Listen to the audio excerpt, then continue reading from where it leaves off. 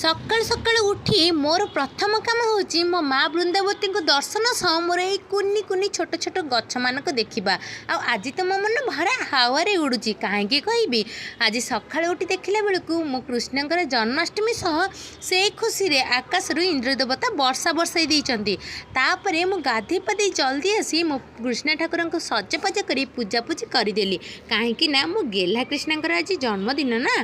तो तापरे यही कम सारी सारा परे भोग करिथिबा खीरी को नहीं घोड़े देली। आउ मु खीरी संगे करी सागु उपमा। आपण मैंने जानी ना आमर एपटे गुजरात रे सागु उपमा सह खीरी भोग हुए। सकाଳେ तो यहाँ भोग करी तापर राति रे फुल डेकोरेशन सह बहुत बड़ा अरेंजमेंट अच्छी किंतु सेटा आपण काली की देखिबे। आज पई तो एतिकी आउ पुणी आपण मानक शुभकामना करी समस्त हैप्पी जन्माष्टमी। मु जानिनी मो ब्लॉग आपको केमिति लगुच हेले निहाती गोटे सब्सक्राइब करिवे।